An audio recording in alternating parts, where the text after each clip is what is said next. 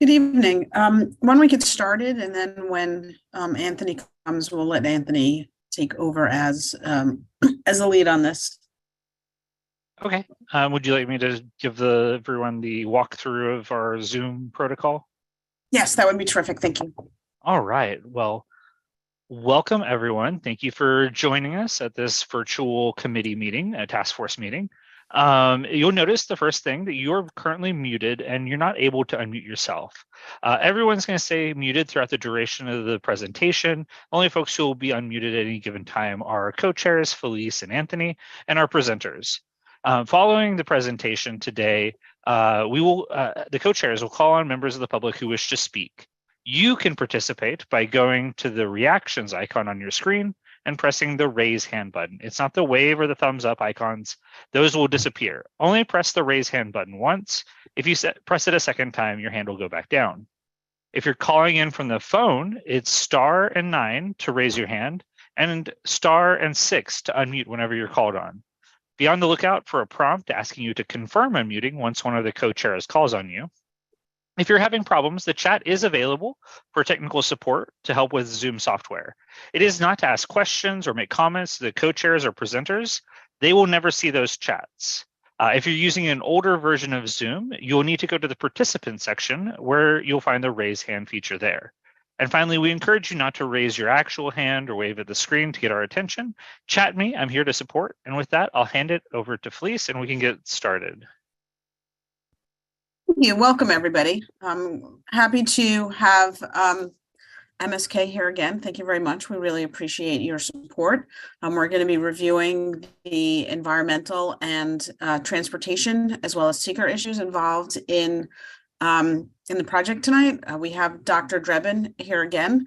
Thank you very much for being here and for continuing to review these issues with us. And I will turn it over to you to introduce your staff that you and your colleagues that you've brought with you tonight. Oh, I have to unmute you guys. Sorry about that. Oh, and Anthony's here. Anthony is here. Yeah, sorry. Now, turn it over to Anthony as well if you want to say something. And now all I was going to say was that I was going to introduce Dr. Drebin, who was going to kick things off for MSK. So that was my part this evening. Well, thank you both for the introduction. And good evening to everyone on the call. And I appreciate the opportunity on behalf of MSK to join you to discuss the Pavilion project. As mentioned, my name is Jeff Drebin. I'm the chair of the Department of Surgery, and currently I'm the acting hospital president at Memorial Sloan Kettering Cancer Center, where I oversee our world-class faculty delivering the very best cancer care. Next slide. Oh, actually, you know what? You can leave that one up. I'm sorry, go back one. I apologize. We're not actually seeing your slides yet. Okay. There you go. Okay. Perfect. All right. Today, I have the pleasure of being joined by two of my MSK colleagues, Jay Johnson and Roger McLean.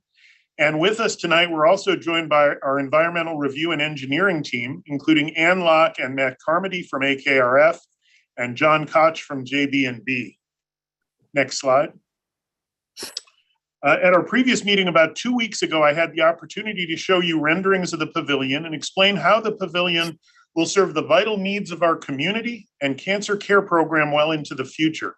And I thank you for your thoughtful questions that evening. I'll remind everyone in our next meeting on June 15th, we will turn to the topic of construction. Next slide. Tonight, we're here to discuss the environmental impact statement and a host of important topics, including sustainability, traffic, transportation, and housing. And before turning it over to the experts to discuss the technicalities of these aspects of the project, I want to take just a moment to remind everyone of how these topics connect to the world-class cancer care we provide at Memorial Sloan Kettering. I think everyone on the call knows the experience of going to the doctor's office, of getting on the subway, grabbing a cab. Maybe you're on time, maybe you're a few minutes late. By the time you get to the doctor's office and get into an exam room, maybe get to put on one of those ridiculous paper gowns, you're starting to get a little nervous, maybe even sweaty. And in some cases, people's blood pressure goes up. We call that white coat hypertension. And that's just for an outpatient visit. Now, in our patients' care cases, we're dealing with surgery for aggressive and in some cases late-stage cancers. To take my own patients' experiences, and my specialty is pancreas cancer, when these patients come to the pavilion, they'll be coming already recognizing that they are fighting for their lives. Hopefully will be supported by a family member or two. And for these patients, the kind of exam day anxieties that I described are multiplied tenfold. At MSK, as physicians, nurses, faculty, and as human beings, we try to provide supportive and a stress-free environment on arrival for our patients if possible. And in planning our pavilion, it's our goal to build features that inspire positivity and hope the moment the patients arrive at our curb. Many of the factors we'll be discussing tonight have broader community or even global implications. We get that and are using every tool at our disposal to ensure these design features do not negatively burden our community. But we can never forget that we're serving patients and their families at an incredibly frightening moment in their lives. I know that in many cases, patients who have their anxieties dealt with and who feel more comfortable on arrival are going to have a better outcome. And our family-oriented pre-surgery stress management activities, which begin weeks or even months before surgery, are designed to help patients have that calming experience. But when the day comes, we want to provide a building that greets them at the front door, because positivity and hope are among the strongest tools we have. And I hope you'll keep those thoughts in mind as we consider tonight's topics. With that, I want to now turn it over to Ann from AKRF.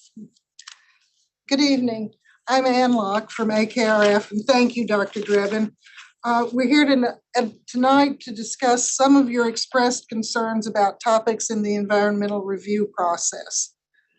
As you can see from the two maps on the screen, we're here because we're doing an environmental review that focuses on the change to the large-scale community facility development, which is shown in the blue outline on the two maps, and because of the rezoning that is going to be done for this project.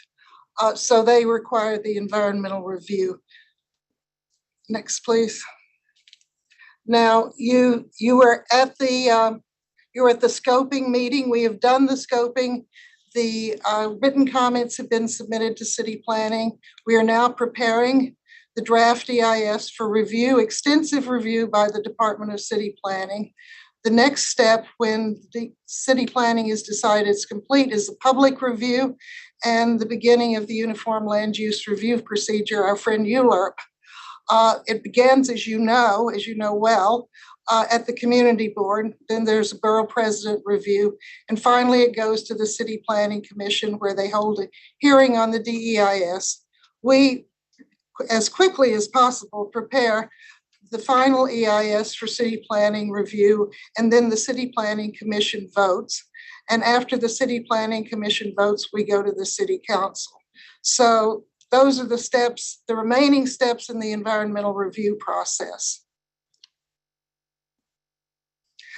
These were, as we discussed at the scoping meeting and is underlined on this list, this is the list of topics in the EIS. We're looking tonight in more detail, although we're at the beginning of all these analyses. We're looking at open space, shadows, urban design and visual, transportation, and what we call greenhouse gas emissions and climate change. So let's look at open space.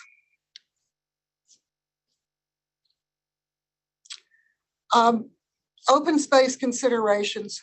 We, as you know, we are replacing Scholars and Sloan.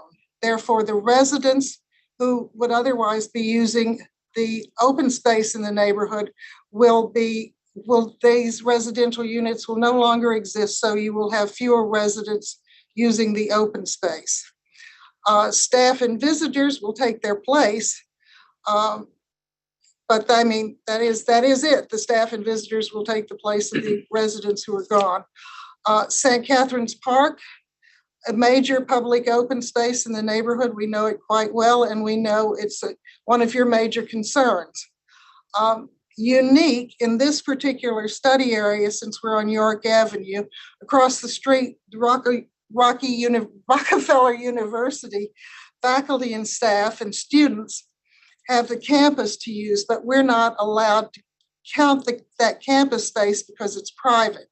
We are, however, required to count their faculty and staff. So it's a little bit of a peculiar picture. They have a great place, a great open space, but we can't count it.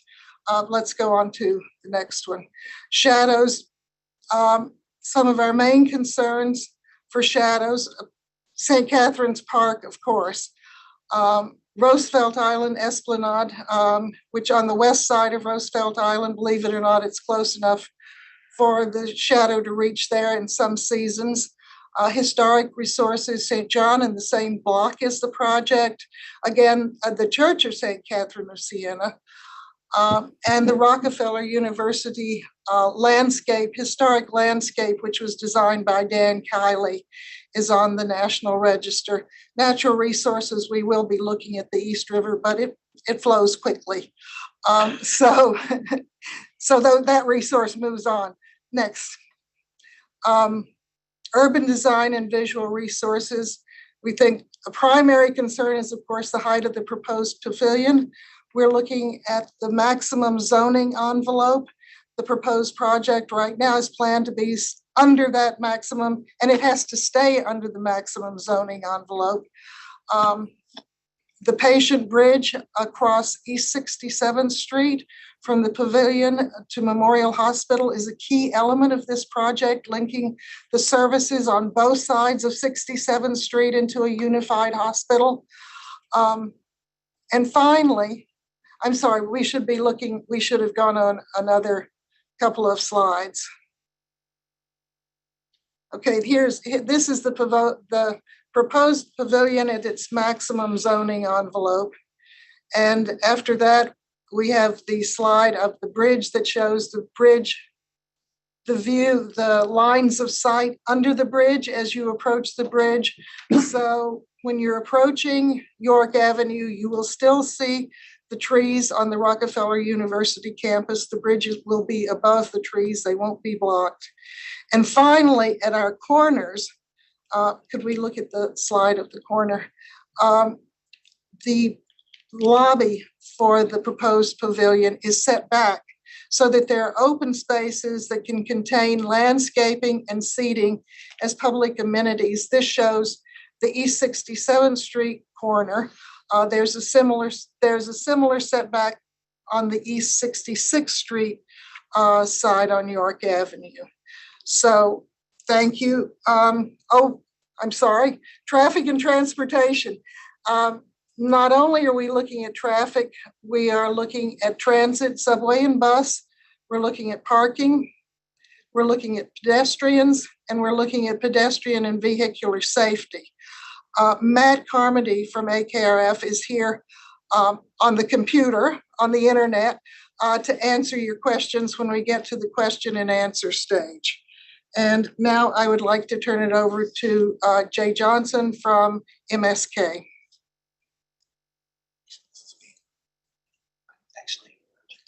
Oh, Roger, I'm sorry. Yeah. That's Roger McLean from MSK. Good evening, everybody. This is just really an example and a rendering of our ground floor level, just to orient to the right.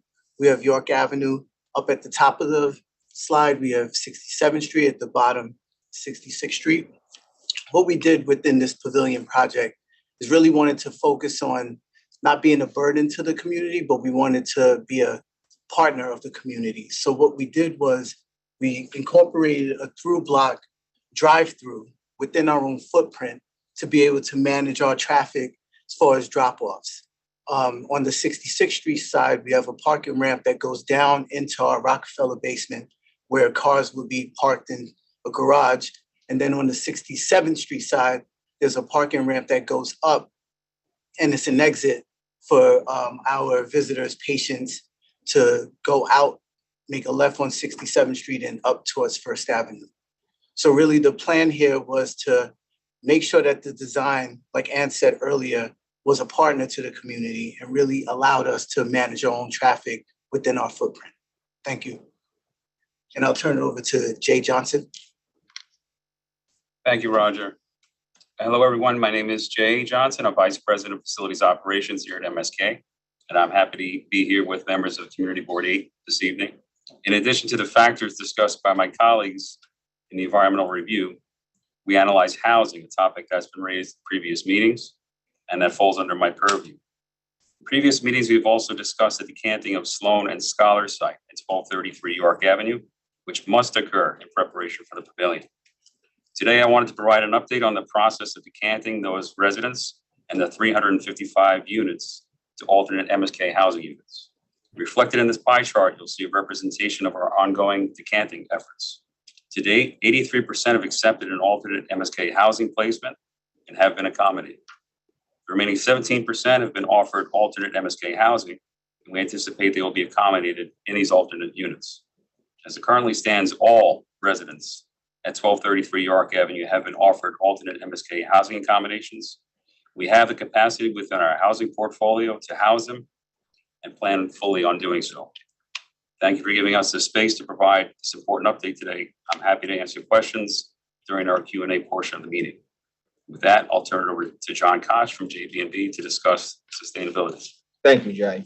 So the project is focused on sustainability, and what you see on the screen is one of the roadmaps to get us there.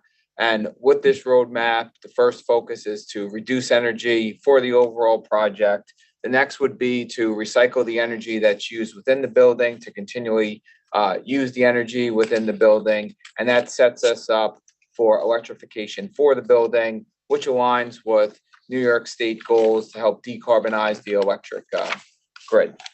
And with that, that concludes the formal presentation for tonight.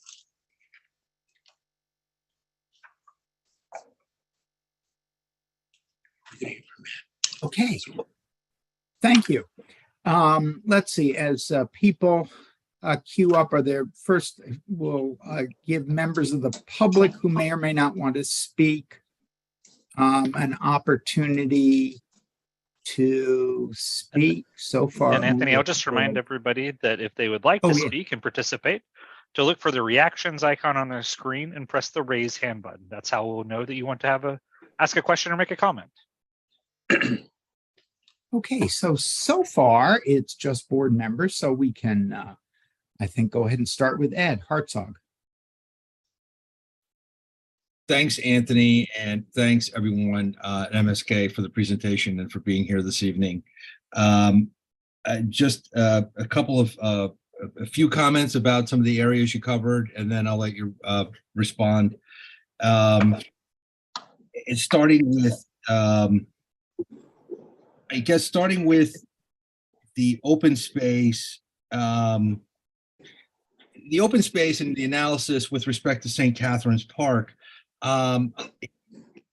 Forgive me, a little circular logic involved, in my humble opinion, because we have residents that you allude to at the end here on housing, which I'll get to, who are permanent or who live here all the time in the neighborhood, and they'll be replaced by staff and visitors who come.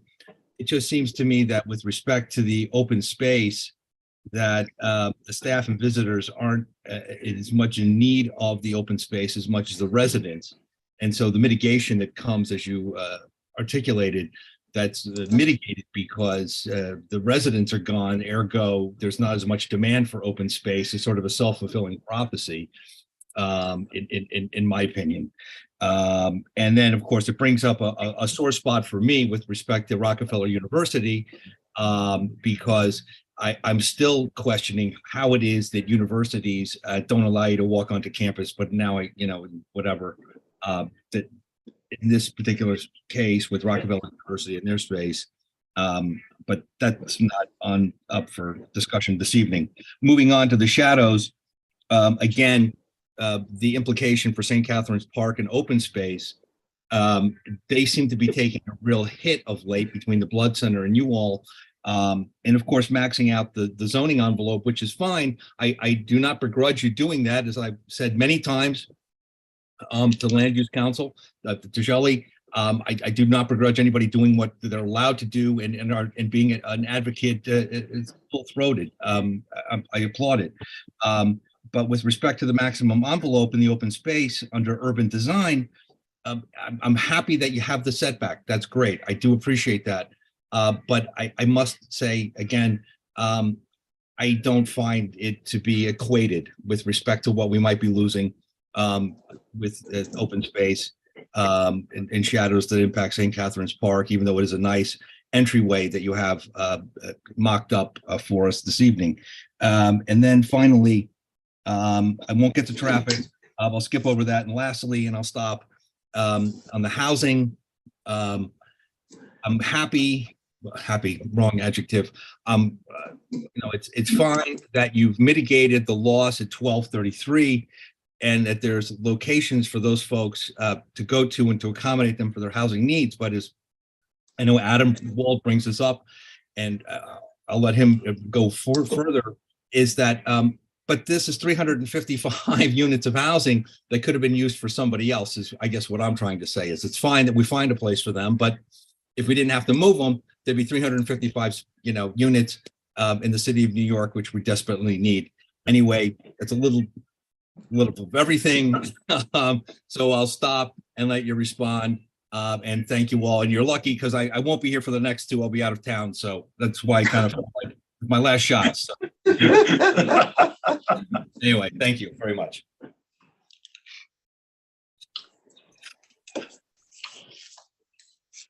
And do you want to respond? Do I start with the open space? I think this is Ann Locke. I think we're looking at all the areas that you discussed, that you mentioned. I heartily agree that St. Catherine's takes hits from the buildings in the neighborhood. We agree that staff and visitors won't be using the open space as much as residents. The open space on the two corners are what we can provide on our site at this time. We can't make another St. Catherine's. Believe me, I wish we could. Well, I appreciate that. I know, and Shelley's been around. We've talked more about that. And again, my last thing is, and I won't be here, but I'll be back in time for the final vote, I guess, for the full board. If you all could give me some feedback on that staffing issue, because I was looking at some of the Harvard Business Review literature on that in terms of the increase in staff versus healthcare providers, nurses, and doctors. I would appreciate that, given the size of some of the recent additions in the neighborhood, in particular up at East 74th Street, which is a very large project. We won't relitigate that, but anyway, thank you and appreciate it very much.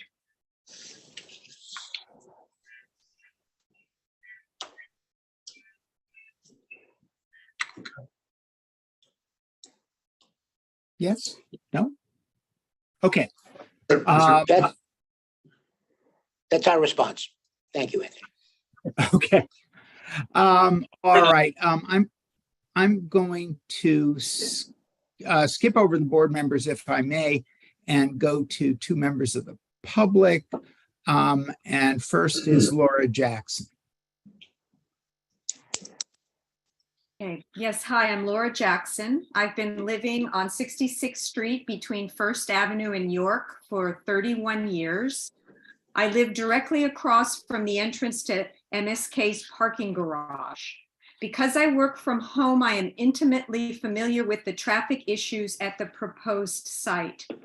Every Monday through Friday, there is a severe bottleneck of cars attempting to enter MSK's garage, serving Memorial Hospital and the Sidney Kimmel Center.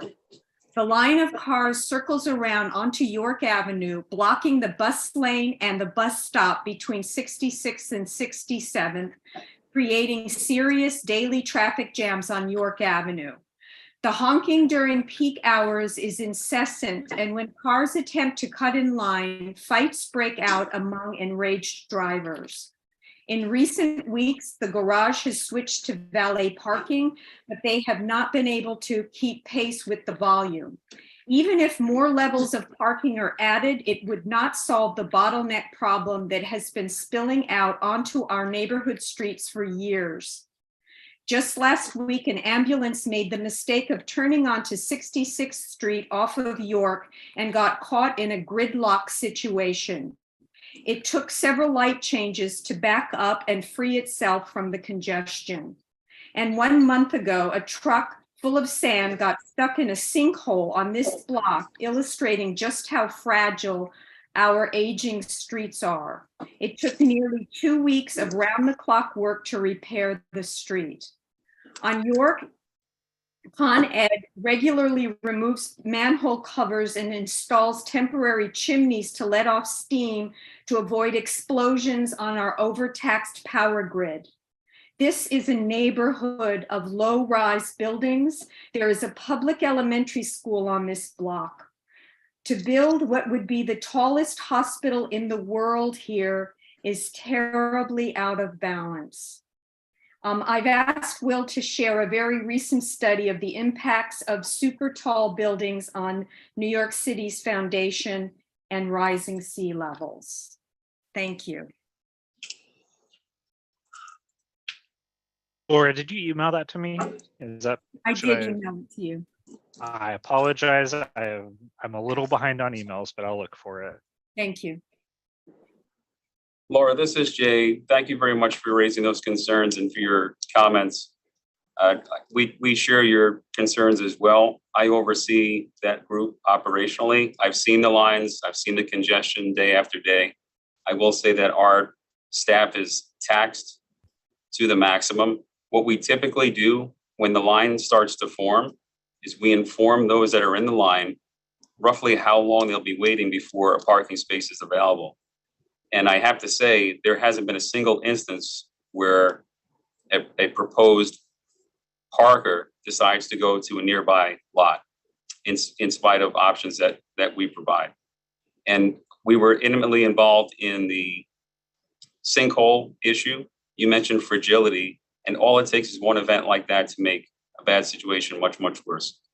We, as a staff, move somewhere between 700 and 800 cars daily, and we're licensed for 263 spots. So we do everything we absolutely can for our patients and for our caregivers and those that are dropping off patients for appointments and for procedures. But we've taken all this into account with regard to the future state and what the early designs begin to look like. So I'll turn that over to Roger to give you an idea of what's to come. Good evening, Laura. I think based on all of the issues that you've raised and all the operational constraints that we've been dealing with, that was why part of our early design has really been about focusing on traffic and how to manage that. So if you remember, I don't know if you want to pull that slide up again, but within our footprint of the ground level, we've created a through block that goes north to south from 67th Street down to 66th Street for us to now manage that traffic within our footprint of the building. We understood and we see every day how that impacts the community and how that impacts our operational staff. And it's also, tough on our patients and caregivers as well. So that was one of our first planning critical priorities, was to deal with traffic flow and how we would deal with that in the best possible way. And this is the way we approach that, so that in the future, we look at something that's a lot more manageable and also within our own footprint instead of on a city street. I don't see how that's even possible with this. This is, you've got this one lane. It's the same bottleneck is going to happen, only there's going to be so many more cars coming in, because you're talking about building the tallest hospital in the world. So this design does not seem like it could possibly mitigate the problem. I don't see it. I don't see it unless you can widen the streets, and that's impossible. So all of the studies that we've done has been off of the data provided and through our environmental consultant. I would turn it over to Matt Carmody, our transportation engineer, to help us with further defining how we've established that criteria. Matt, do you want to? Yeah, thank you, Roger. Laura, the analogy that I'll use is that the site plan untangles what's right now a very tangled mess. So the site plan, it separates the entrances and exits onto 66th and 67th Street.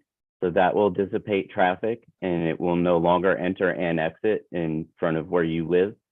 Also, the drive-through will further separate that traffic. So just the more that you dissipate traffic to different driveways and entrances, the more improved it's going to be. So we feel this is a thoughtful approach to, you know, what is frustrating, we understand, but we're managing the best we can until this new project is implemented and you'll see the improvements. No. Thank you, Laura. All right. I have I- a sort of, go ahead.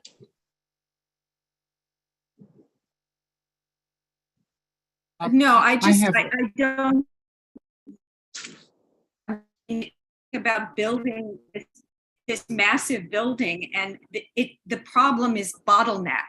It's not about, it bottlenecks now with the just these two hospitals. We don't even have this enormous hospital anymore. I just can't believe what you're saying is going to mitigate this problem, not based on the drawings. But I'll leave that up to the board to decide. I mean, the last Thank you, thing Laura. the last thing that I'll add is that we'll be doing the traffic analyses in detail, and they'll be presented in the draft EIS, which you'll be able to review later this year. Okay, I have a related question. There were, someone said a few minutes ago that there were 200 some odd cars currently accommodating, 200 some odd cars allowed or designed for in the current garage. Is the garage being enlarged? So right now, the garage is going to remain at the same footprint. We're going to be able to accommodate 263 because the footprint hasn't changed, although we've changed what's on top of. So the footprint that's underneath the current building is going to remain the same. Okay, so the garage is the same size, although it does seem logical that the demand for the garage will be larger, but we can discuss that later or another time. Andrew Ravishere, who is another member of the public, is up and is now unmuted. Hi, thank you Community Board 8 for providing this forum to speak, and thank you Memorial Sloan Kettering for continuing to partner with our Community Board Task Force, and also for wanting to serve as a partner for our community. I appreciate your wanting to serve the health needs of cancer patients and congratulate you on your upcoming 139th anniversary. I'm hoping that your dedication to the health of your patients is paramount and more important than the designated shape or visual design of any building you might think about building to further your medical service delivery quest. I raise this issue of building design versus health and safety because your proposal as it stands causes some grave environmental concerns.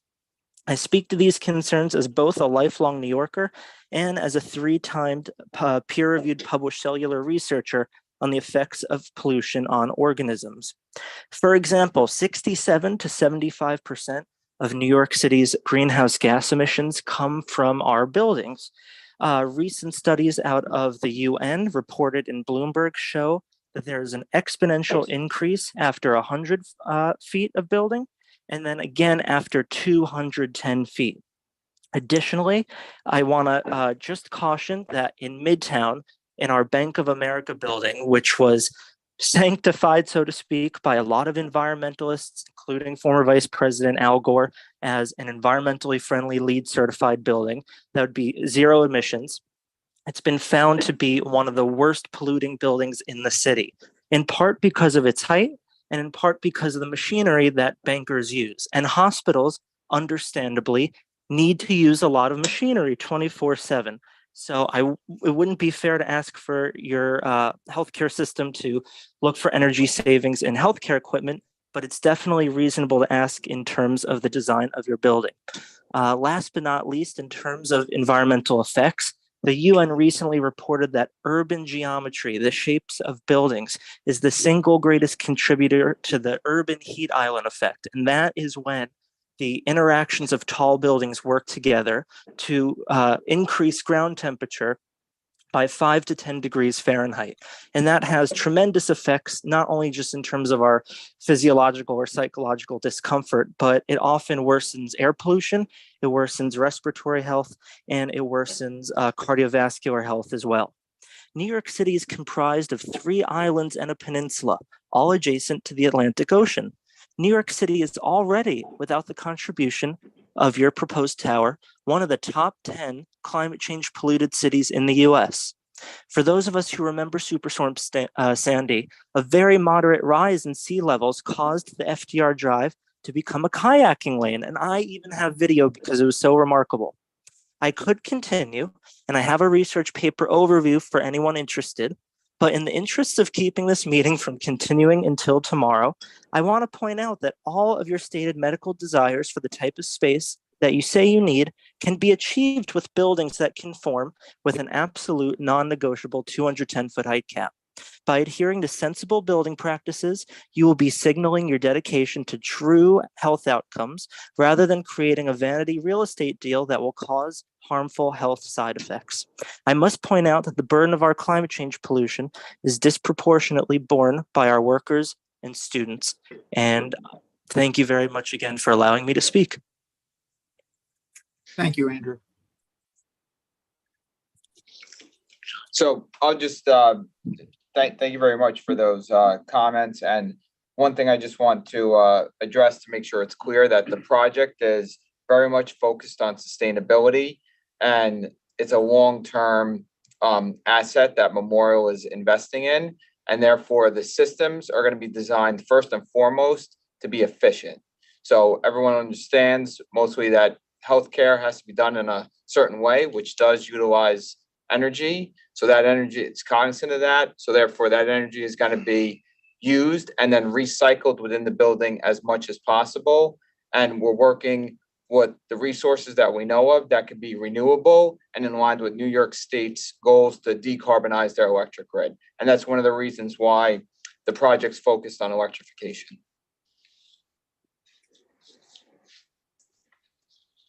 Okay, That's really, that part is really great. And the urban heat island effect, how do we remediate that if your building is as tall as you're proposing?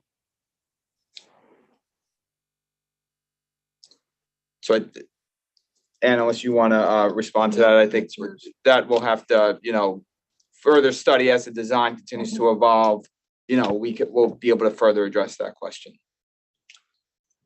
I just one other thing to add. I think in our prior demonstration of the design and layout of the pavilion, it includes the number of operating rooms we think we're going to need to take care of cancer patients over the next 30 to 50 years. It includes patient beds for those patients.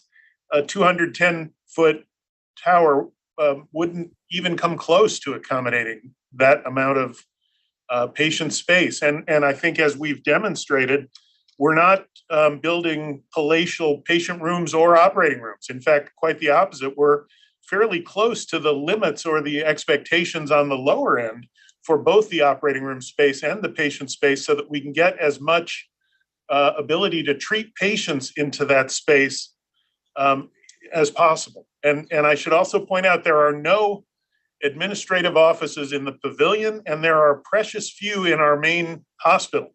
We do have office space at Midtown where many of our administrative staff work, but this is a treatment facility. It's a hospital, and virtually all the space will be dedicated to treating our patients.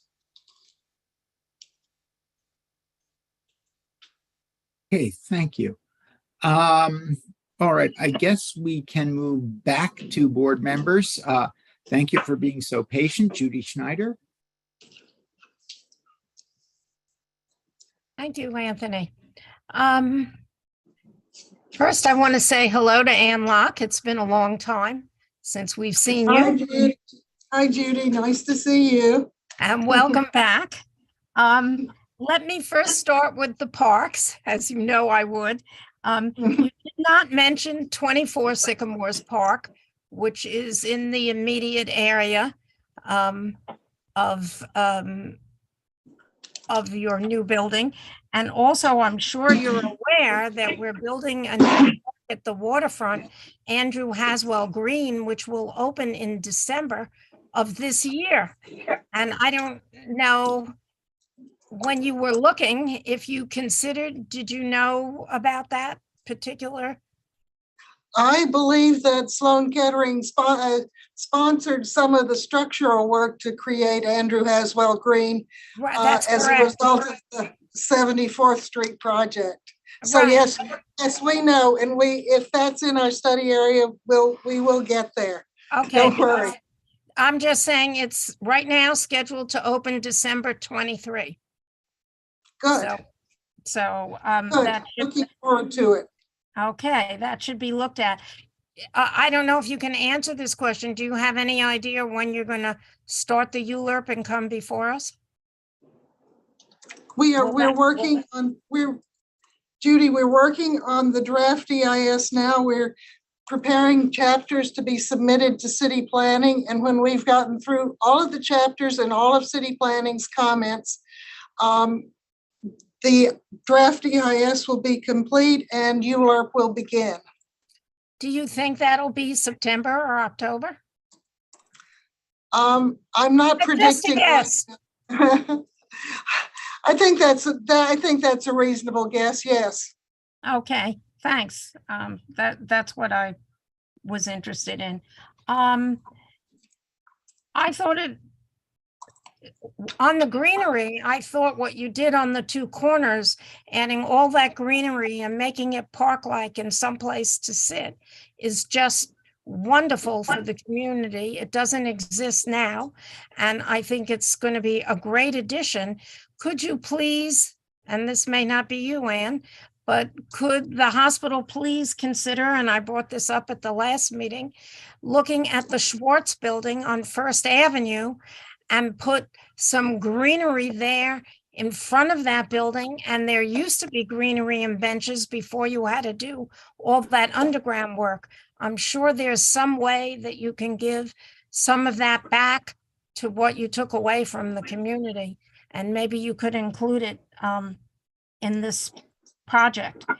As far as what Laura was talking about, the congestion on 66th Street, I think anyone who lives in the area, and not only am I a community board member, but representative of the East 60s, that's probably our worst corner that I can think of in the 60s around noontime. It's just horrendous, but it seems to me from the drawing that you've made, and maybe I'm interpreting it wrong, you have 2 lanes of traffic going under the building, that throughway, is that correct? I think that, to me, I think that will be a tremendous help to ease the traffic off of York and 66 and 67. I don't know, people may look at it and think it's not very wide. I don't know if you can tell me how wide it is, but it certainly looks like it holds 2 lanes, 1 in each direction. So I think that's a real plus. Now, assuming that the time frame that you're in, our neighborhood association has been dealing a lot with our member buildings on local law 97. And am I correct in the assumption that this building will fully comply with local law 97 since it's being built from scratch? Yes. Thank you. That's a great answer. Okay, and oh, well, I have one other thing that has nothing to do with anything we've discussed, but since I'm talking and I don't expect to talk again, I'll bring it up now. You have put your picture on a new billboard that was erected, you being the hospital, you, MSK, on a new billboard that was erected at 61st and York Avenue. And it is definitely not something that goes in a residential area. And I know that block is zoned differently where the billboard is, but your picture being up there is not a help to this project. So maybe you'd like to consider changing the images and put some cats and dogs up there, since it belongs to the Animal Medical Center, since it's their billboard. Our buildings in the community, our residences that belong to the East 60s have complained bitterly about it. So I just pass that along for what it's worth. We'll take that back. We Okay, thank you. appreciate hearing that. Thank you, Judy. And next we have Michelle.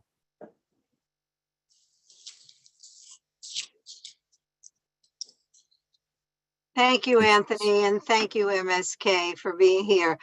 I want to take a look at the 2 lanes that are coming, that are going north and south between your reception area and the rest of the building. That's supposed to mitigate the drop-off concerns and pickup, etc. If you want to put that slide up, but I think everybody can picture it. So my question is this: I don't see any provision for cars for hire, for ambulette, for ambulances, for anything like that, which requires the pickup or drop off of people that might take a much longer time to load or unload. And I also see that it's 2 lanes. So even if it's a normal drop off, you can use the Sloan Kettering, the special surgery entrance on 70th Street, which is not 2-way. But even if you were going down 70th to the river, making a left into special surgery, and you have ordinary drop off, the traffic can often back up 70th Street back to York, because not only is it just regular drop off and pick up, but because of the nature of the hospital, there are people who are incapacitated, surgical patients, they have casts, they need wheelchairs, all what the things that you could think about. So while this looks 2 ways, I don't know how wide it is. If you could tell us the width, that would be very nice. But whatever width it is, from your illustration, you are planning for it to be 2 lanes. So question 1 is, are you going to plan for specific drop off and pickup for cars for hire, ambulance services, accessoride, all the vehicles that serve this industry? Number 2, will you have an attendant out there at all times? Because this traffic will be all day long. Your ambulatory care center is going to have people coming in all day long. First case in the morning may leave 5, 6 o'clock, but the last case may leave at 11, 12 o'clock at night. Also, I would ask, and it's not here, but I would be interested in knowing that on your loading docks, which appear to be on 67th Street, are those loading docks for your ORs as well, whose stuff come in usually at 6 in the morning, getting ready for, first case? What are you going to do about traffic mitigation there for the trucks on that street, which also can be a through street to the west side? So all around the parking, which I realize you're not increasing the number of spots in the underground garage. It is a help that there's a down ramp and an up ramp, but they are still entering and exiting on 66th and 67th Street. So you have that many more vehicles entering for different reasons. You'll also have people who have dropped off friends or family members for a procedure that will park under your building and then stay with the patient for the day. And then at the end of the day, when they're being discharged, the friend or relative will go down to the parking garage, take the car out and try to bring it around to the front of the building to pick up that patient. So you're going to have that kind of a flow. So let's say they exit on 67th Street, they have to go west. Then they're hitting First, which is uptown. They would have to then go up to the next eastbound street, come back around, come down York, and then go into either to 66th or 67th Street to come into the building. So there's a whole traffic flow situation there that your experts can envision even more than I am describing. But I'm wondering how you plan to address it. And if you could give me, your plans might not be totally completed, but if you can give me a fairly detailed overview, because it's significant for what you're planning. So I'd appreciate that. And then I have another question. Thank you. Hi, Michelle. This is Roger, the Director of Design Construction here at Memorial Sloan Kettering. I tried my best to write down your questions, so I hope I get to take each one of them from 1 through 4. For the specific question about ambulances and cars for hire, if you look on the 66th Street side, we've identified a space called a clean bay. That clean bay is going to be utilized for ambulance and those types of situations to happen within the building itself, knowing that there's opportunities that loading can happen with longer durations. We wanted that to have a specific location and not be crowded within our valet drop-off and drop-off area. Just one clarification on the drive-through, that flows from north to south, and it's 2 lanes going downward. It's not a two-way lane. And the 66th Street side is the way we would bring cars into the garage. 67th Street is the way we would bring cars out of the garage. From a pickup standpoint, all pickups are going to happen in the basement of Rockefeller itself. So there's going to be an operation so that we can utilize these public elevators that you see in gray, come from your appointment, check out, go all the way down to the basement level to pick up your car, and then exit through the 67th Street side. So we're really looking at that drop-off area on 66 as an opportunity to drop off. Patients, caregivers, loved ones would then, visitors would then go into the public elevators down to the Rockefeller basement to get their car and then exit. So we're really trying to manage the flow of pickup and exit from the basement up the ramp out to 67th Street. And the drop-off is really happening in the drive aisle, and then the opportunity to bring your car down the parking ramp on 66 into the basement area. So you have an expectation of the patient going down into the garage area when they're discharged? To pick up, that's correct. Yeah, okay. Well, it does look like 2 lanes, the drive-through does appear to be 2 lanes the way the illustration is, but it looks like 2 lanes being 2 ways. But you're saying it's 2 lanes, but it's 1 way. Correct. So there's an opportunity for drop off, and there's an opportunity to drop off and pass through. And then pass. Okay, that's a good point, because it didn't appear that way, and the passing was what I was concerned about. Now, with reference to the clean bay, it looks like you have room for 1 ambulance. The function of an actual ambulance is different than an accessoride, a car for hire, an ambulette, that kind of thing. So you're not anticipating that those vehicles drop off in the clean bay. This is just for an actual ambulance. Is that correct? This is specifically for ambulances and some of MSK shuttle vehicles. Probably the the cars for hire would probably utilize our drive-through to really come in, pick up the patient from that entrance lobby that's highlighted in yellow, and then drive out through 66 and head up towards First Avenue. Okay, so you're saying that because that's 2 lanes going in 1 direction, there is a passing lane, and if an accessoride or an ambulette or whatever stopped for pickup or drop off, there would be another lane for vehicles to pass it. So you're not designating a specific accessoride stop necessarily. That's your rationale. That's correct. Okay, now I understand. That's very helpful because I didn't read that from here. And the ambulance, the clean bay is for one ambulance? Yes, right now, as far as our footprint, we were able to size it for one ambulance for pickup or drop off to the pavilion. Okay, now this may be jumping ahead a little bit, but just by looking at the plan, I'm interested in your construction zone. So as you know, York Avenue is a nightmare for traffic. You know, the construction that's been going on 60 and 61st Street for however many years, the approach to the drive.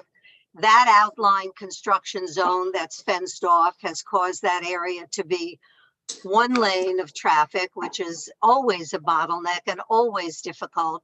As you look at York Avenue now, and you have to bring in your cement trucks that have to have a staging area and whatever else you need for your construction, we've all understood how complicated that is. How do you plan to use the site?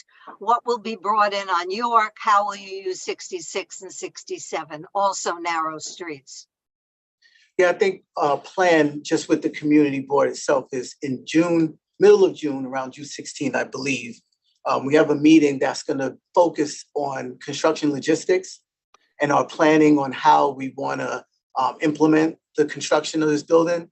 I don't want to jump to that right now because we're going to have all the right people present to talk about our total construction plan, the logistics plan associated with all of our cranes and hoist and everything that's going to be located as we build the site.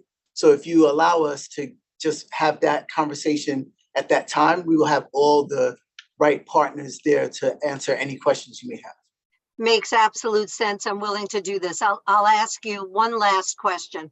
What will you do if you don't get the height variances?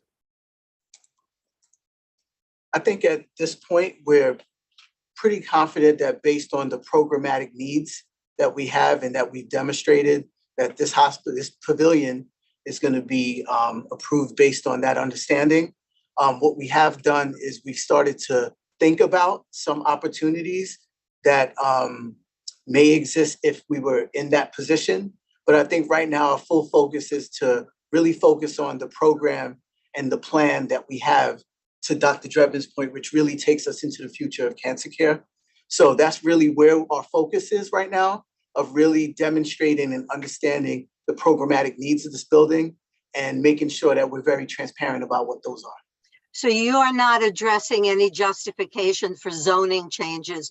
You're saying that those zoning changes and variances should be granted just on the basis of our programmatic needs. May I defer to Shelley? Yeah, Michelle. Hi, good evening, Michelle. How are you? How are you, Shelley?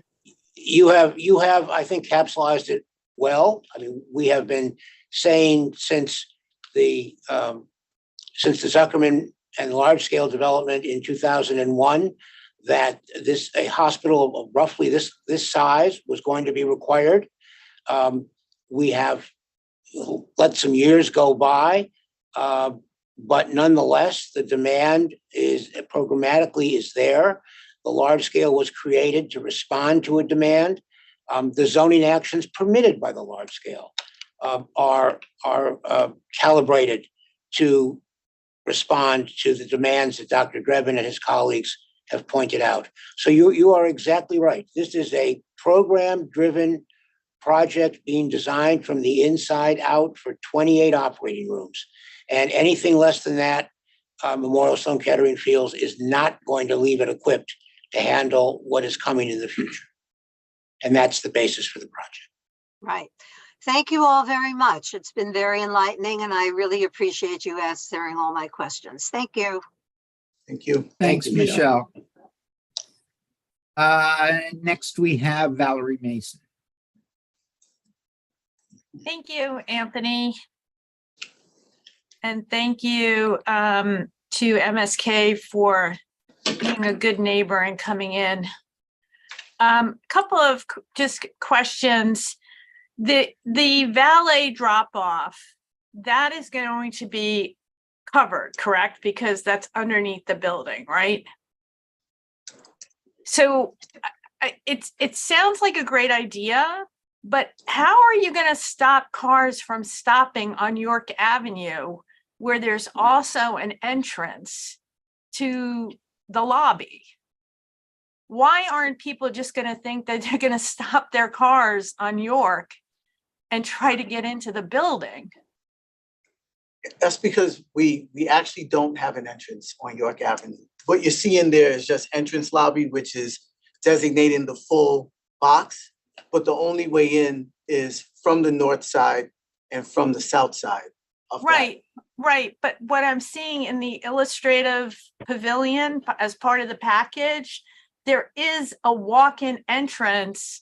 It looks like where the, I'm sorry, you can't see my mouse going over it, but where it looks like 67th Street and the corner, this part here, there are people going in. And so why isn't a taxi cab or a for-hire car or somebody who's unfamiliar or coming to MSK for the first time going to stop right there and let their people out? Yeah, I definitely understand the point of view there. I think our challenge at this point was we really wanted to focus on landscaping and open up an opportunity for public amenity within that space. That was very important to us in our design criteria. We have made some, concessions, like you said, as far as the actual lobby being compressed so that it seems like there's a York Avenue entrance. But I think at this point in our design, we're really focused on that public amenity and making sure that we bring greenery to a space that wasn't there previously.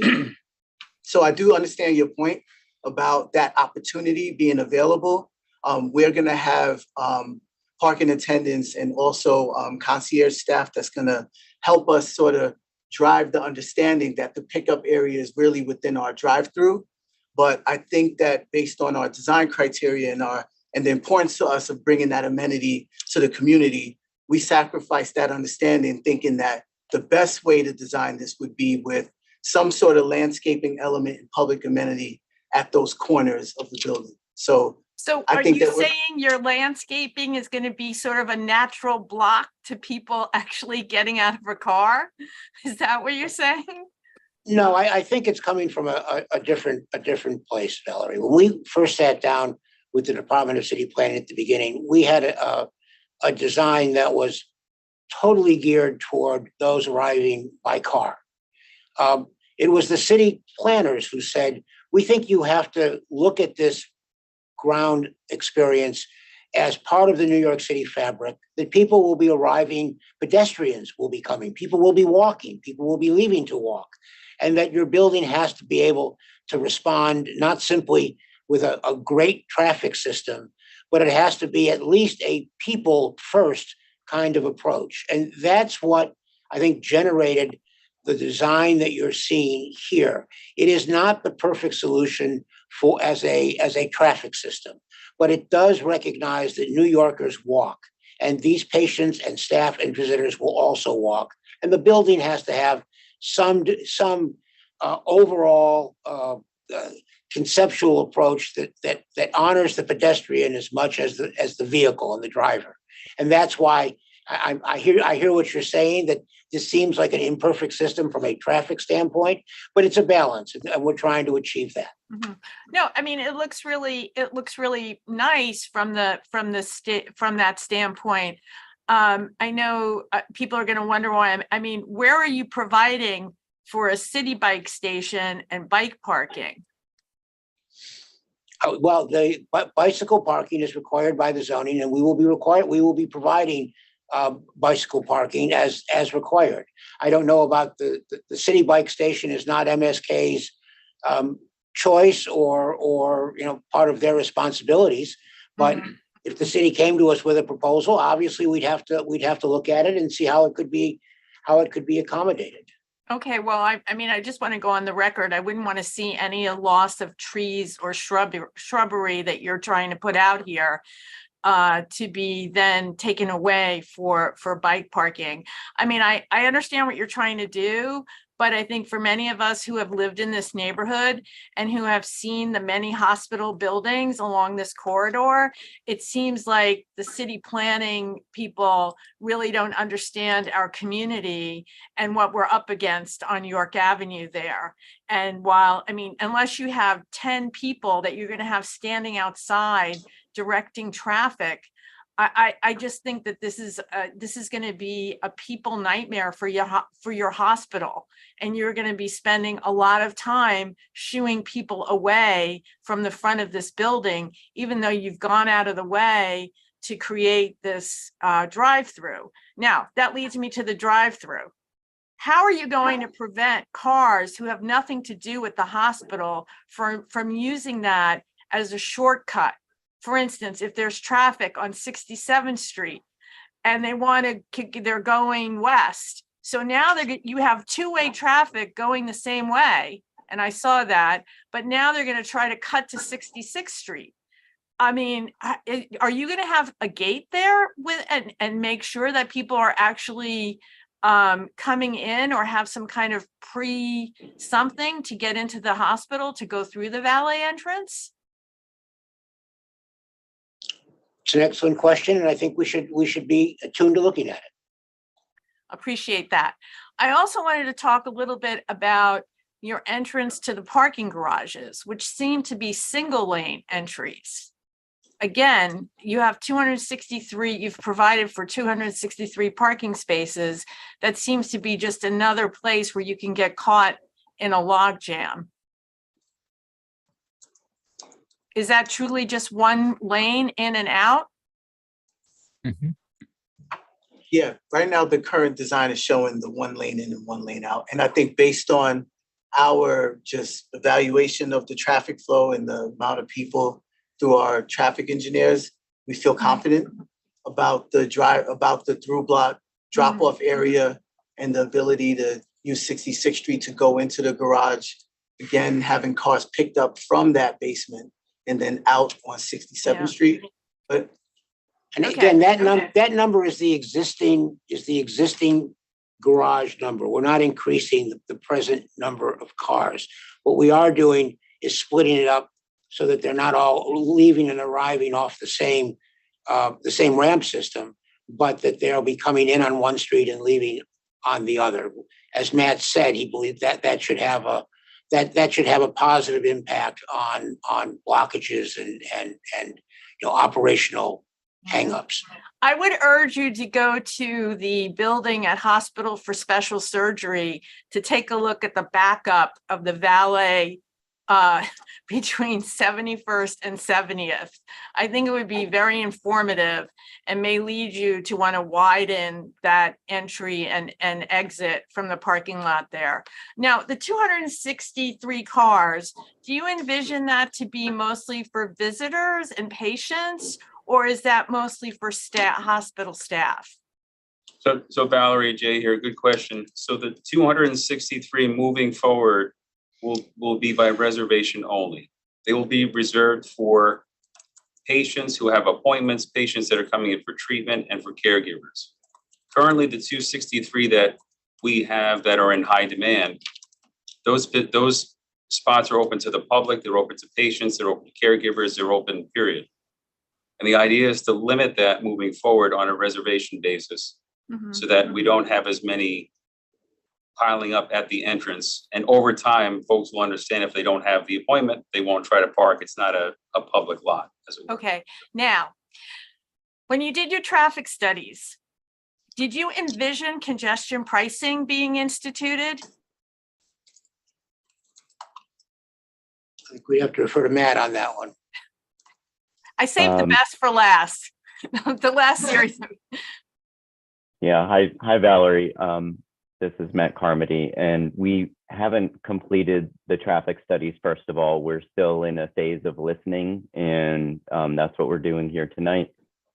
We're also working with city agencies who review and approve the assumptions and results of our traffic studies. But to answer your question, the final environmental impact statement for congestion pricing has been released, and in it does not forecast that people are going to come from Long Island and Connecticut and then drive to 61st Street and then just park and then walk across the 60th Street border to avoid that toll. So we're not, that EIS is not forecasting a significant increase in parking in the Upper East Side and Upper West Side, because people would have already fought traffic for so long to get there and then have to pay for parking that a lot of them would have decided that's not worth it just to avoid a toll to cross 60th Street. So the traffic studies are not complete. We don't anticipate that traffic is going to increase in this neighborhood because of congestion pricing, but it will take into account that project when it's decided what the tolls are going to be, because that affects how many people are going to take transit versus drive. Okay, well, I wouldn't rely on that EIS to tell you what's happening on the Upper East Side of Manhattan. I think that that EIS, let's not forget, didn't really show the effects that congestion pricing would have on the Bronx. So I would take that with at least 20 grains of salt and some heavy duty medication. But I do want to just say that, I mean, that York Avenue right now is almost a parking lot. And you're going to be adding a very tall building that's going to have people coming in and out. And I would tell you that most of those people who are going to be coming to that hospital are not going to be walking there. They may be walking in, but they're not going to be walking out. We know in the sense of if you have a procedure, you're going to need somebody to come and pick you up. And so there are going to be multiple people coming in and out of the hospital. And that kind of traffic added with congestion pricing, if they're even a little bit wrong in that EIS about how many cars are going to be up on the Upper East Side. I mean, people are already reserving their parking spaces now for the influx of what's going to happen with congestion pricing. And I mean, you are actually doing the right thing by having a lot of parking spaces, because I think you're recognizing the reality that people who are going to be using hospitals on the Upper East Side are going to be coming by car and not by bike. So I just think you need to look at it a little bit more closely, and whatever the EIS says, you need to be more discerning about how much traffic there's going to be and what the impact of such a tall building is going to be on the neighborhood.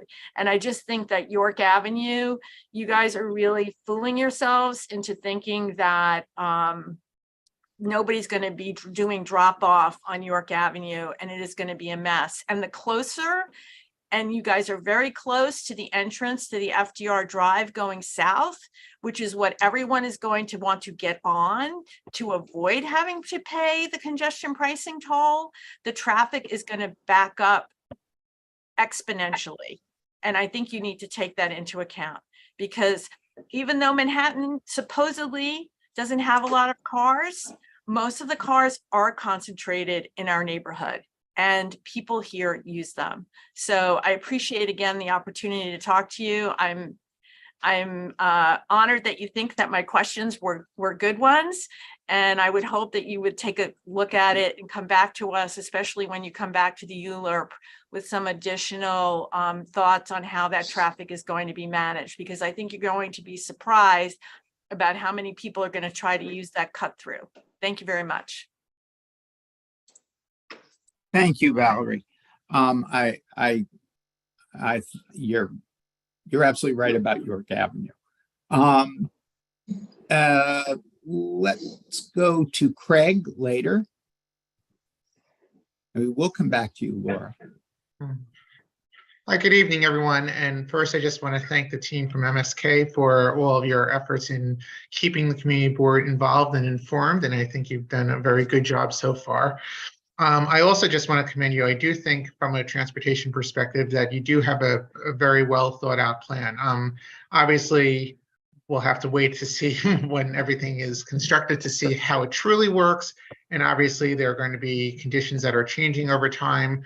I personally am not really that convinced that it's going to be all that different with congestion pricing as a result of having impacts on the York Avenue corridor up there. And I'm hopeful that we'll be moving forward with the York Avenue traffic study with New York City DOT to also help us understand as to how to deal with and mitigate any impacts of whether it be this project or any other projects or initiatives that may have a larger role in how traffic moves in our neighborhood. But I just want to bring up a few points here. I just want to go back to the point that was made about about people being dropped off along York Avenue. And I understand the fundamental issue here, and you're never going to be able to prevent that fully. My bigger concern is, and I appreciate the valet lane that you have and everything being internal, and I do think that's going to help tremendously.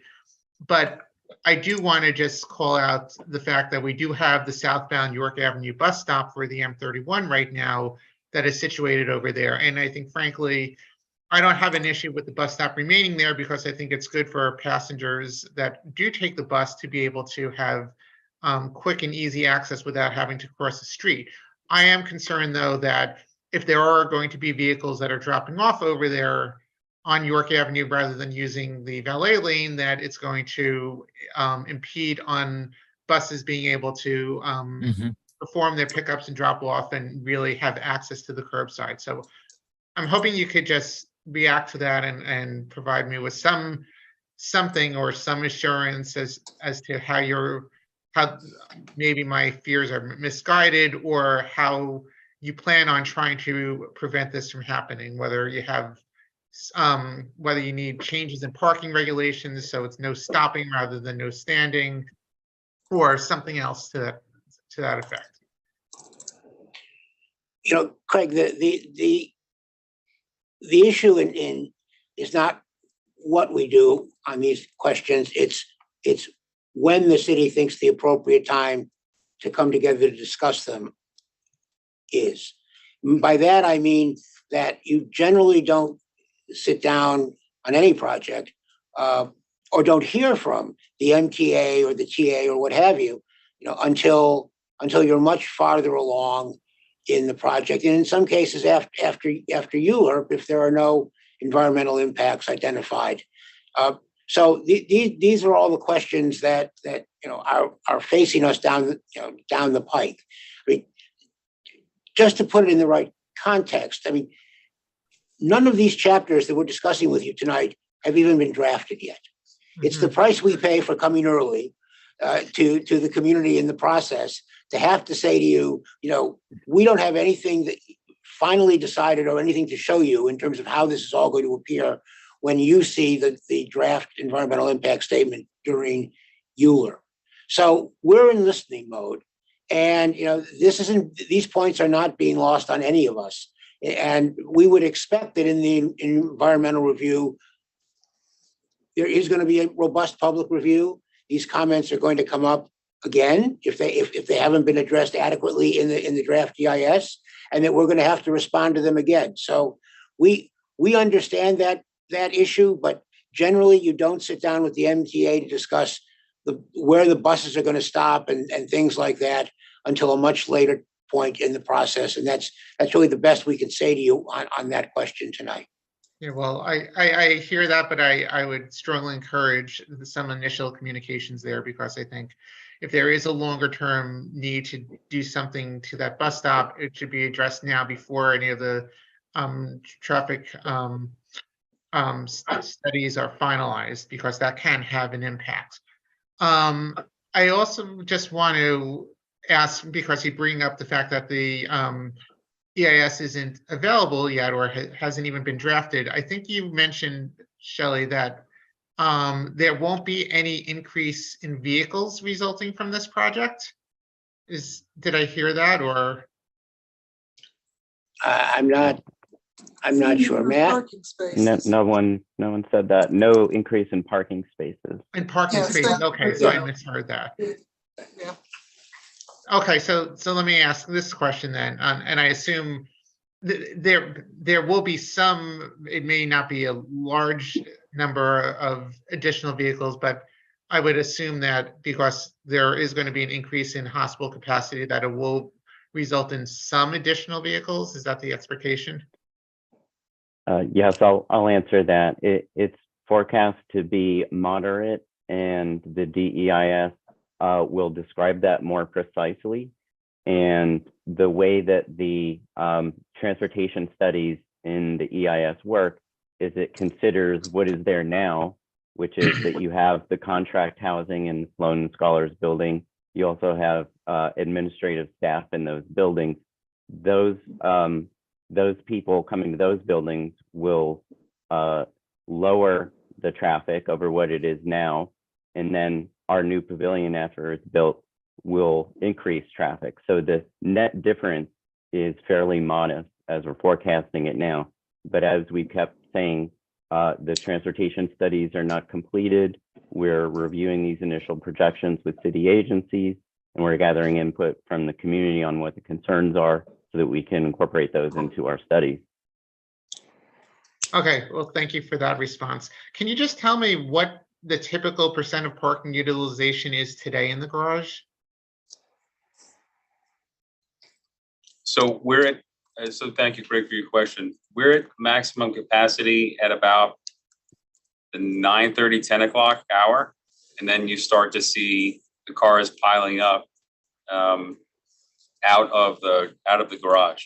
And we do give the potential parkers options nearby. We have parking garages we have we have affiliations with. We give them options to go elsewhere, but based on convenience and wait times that we can relay to them, more often than not, they decide to wait in that queue. It does dissipate over time, but it takes until about 10 a.m. to start to build where you see it coming out of the entrance ramp on 66th Street. Okay, do you have a sense as to what percent of that parking utilization is for MSK patients and visitors and people who are doing business at the facility versus those who may be parking for other purposes outside the hospital? We have preliminary numbers that we're not ready to share just yet, but we're in the process of studying that very data because it will guide us moving forward with the pre-purchased or pre-arranged parking via QR code or some other scanned element to allow for parking for pre-purchased parking passes, let's say. We don't have all the data yet to determine just how much of a demand there is on the patient side and the caregiver side. We hope to have that soon. Okay, no, that I look forward to seeing that. I do think this is a novel approach, and I'm hopeful that it can help alleviate some of your concerns. I'm not sure at this point as to whether this will have other unintended effects for some people, and I just hope that there's a well thought out plan in place to address those who are going to be displaced now, those who are in a place where they now park there and are going to be displaced because they won't have access anymore as a result of it. The other question I had right now was, do you anticipate needing any revocable consents for this project? The answer to that is yes. The bridge over 67th Street needs to go through a revocable consent process, but with that exception, everything else is within our property line and therefore does not require any kind of revocable consents. Okay, and at what point in time do you plan on providing an application to DOT, which I assume... I believe, and I can see Will smiling here, you have a package that DOT sent some time back looking for the community board's comments. And my hope was, and my intent was, after this very meeting, to see if we couldn't get the community board to write to DOT and in effect say, look, there's a full ULURP underway here. We're going to have ample time to consider this bridge. We are respectfully passing at this point until the full ULURP, when it can all be laid out, in its entirety for you. But at the moment, we would like to ask the community board's consideration in letting that process continue, because it's not happening at the moment. Okay, I guess we'll have to talk amongst ourselves as to how to best facilitate that process, whether it be now or whether we need to wait until the application is actually filed with DOT. Yeah, and Craig, I have been in active conversation with Commissioner Pinkar, and I know Shelley has been as well. And so it's not as if this is not an active conversation that we are hoping to resolve. I thought the commissioner had resolved it, but we'll circle back and make sure every I is dotted and T is crossed. But to your question, there are drawings currently in front of the community board, filed with the community board, copied to the community board, that represented our initial filing for the revocable consent a month or two back. Okay, I thought so. I just want to make sure that we brought that up during this set of meetings. I know I asked a question when your team came to zoning and development a few months ago.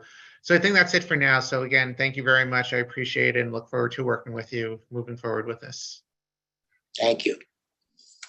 Thank you, Craig. And now we have Adam Wald.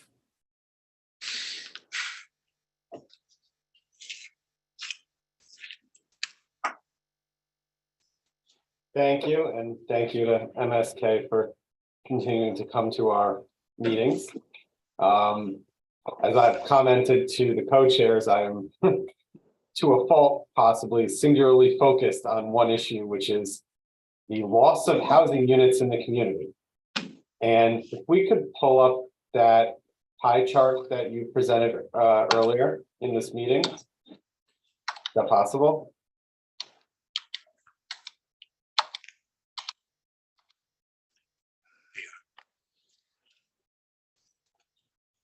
Okay, I'm trying to understand that where everyone is going, and if MSK currently has such a vast portfolio, are you relocating existing residents within your portfolio, or have you been warehousing vacant units during a housing crisis?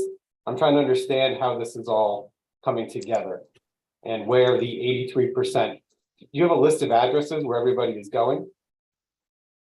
Hi, Adam. Jay here. Thank you for your question. Warehousing is not a thing we would typically do within our portfolio. I will explain to you what the 83% entails, as well as the 17%. It's a very good question. As luck would have it, I have my numbers queued up here, so we'll share that with you. So currently we have 86 units that are vacant. That's roughly 24%. So while the MSK housing portfolio is fairly robust, we're not looking at the full 355 that we're providing for immediately. 86 of the units are already empty. There are 152 trainees that are completing their programs by June of next year. That's another large number of the 355 total.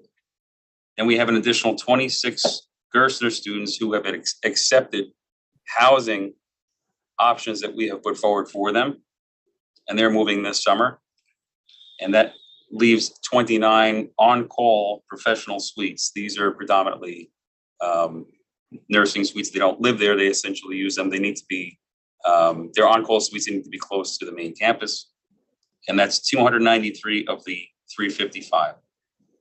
The remaining 17% consists of 57 graduate students that do not need to be within close proximity of the main campus, and 5 professionals. In all cases, as I mentioned earlier, offerings were made to everyone that's affected, everyone that's involved in the decanting process. Now, historically, the acceptance rate is at or above 90%. And that's largely due to the fact that we offer discounted rates below market. So it's advantageous for especially those that are students that are among the lowest earners to take advantage of those opportunities. And so we're still waiting to hear back from that 17%, but we feel fairly confident we'll have close to full acceptance within the MSK portfolio of properties. Now, what I'm struggling with is that that's all happening within your existing portfolio. And what you do internally is not doing anything to mitigate the destruction of 355 housing units in the neighborhood. There are renters who are burdened, and you're essentially taking away 355 units. You can mask it as if you're relocating within your existing portfolio, but in reality, you're taking away housing units from the densest neighborhood in the country. Additionally, someone like Cornell Weil, they saw that they needed to provide housing in order to fulfill their own programmatic needs. They bought a site for $68 million. They're building a 250 unit housing facility on the corner of 74th and York. I don't understand why this is not part of your application. This is still a discretionary action, and it requires our approval and the council's discretion.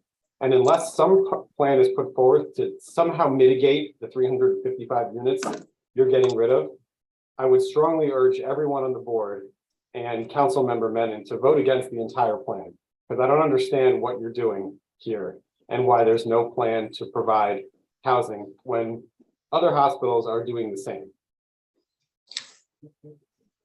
So Adam, I just wanted to stress again, of the 355 housing units, they are all for MSK staff. They're not public housing. We call this contract housing. So it's essentially between employer and employee. Right. We also made an investment, as you probably are aware, into 200 units on Roosevelt Island. And this is predominantly going to house our research student population moving forward. It's not an immediate need for us from a capacity perspective, but it will provide us the flexibility moving forward and for the incoming class in 2025. Those housing units will be available in January of 2025. And so I just wanted to stress those 2 points. We are investing in the future. We are looking to mitigate and minimize our impact to housing on the Upper East Side by pulling or relocating these colleagues and the students into our vacancy rate, which we've kept a bit higher than we normally would. It's advantageous for us to fill those apartments as quickly as possible. But we've been planning for this project since 2019. Pandemic actually pushed down our vacancy, pushed up our vacancy rate higher than we would like. And it's been maintained artificially high in anticipation for this decanting. And so we're doing everything possible within our portfolio to make affordable housing possible for our colleagues and our students primarily. So there are currently between 5 and 7 not insignificant development sites in the Upper East Side available for sale. Have you not explored acquiring any of them to fulfill any of this need? To my knowledge, we have not, but solely because we don't see the need for us specifically within our portfolio of properties, the current vacancy rate and the demand with regard to housing for students first and foremost, and for professionals. I still don't understand how you're solving for the loss of units. I understand that they're your units and that you can choose to do with them what you like. But I'd like to remind the public that your units are tax exempt from real estate taxes. So the public is essentially subsidizing your units and what you decide to do with your housing. So I would hope that there's a better answer than, no, we don't plan on building anything in the Upper East Side, and that our only plan is to provide 200 units in Roosevelt Island. So, but Adam, so that we understand the solution that you're working toward, are you suggesting that MSK should build more housing for its staff and its circle of employees? I mean, this is contract housing. This is not market rate housing, and it's not marketed housing. It's the equivalent of dormitories up, really. Are you suggesting that, or are you suggesting that Memorial Sloan Kettering ought to go into the affordable housing business? I'm simply trying to understand what your goals are. Well, I don't know if affordable housing is the same, is how to equate this. I would think that they would pursue a program similar to what Weil did. and purchase a site and develop housing for either their staff, their grad students, their trainees, and put them there. And I don't understand why that's not been discussed. Land prices are quite low right now. So this could be an opportunity to acquire some sites. Yeah, go ahead. And the commitment to build on Roosevelt Island is not a rough equivalent to you? I see 200 and I see 355. I see a delta there. Okay.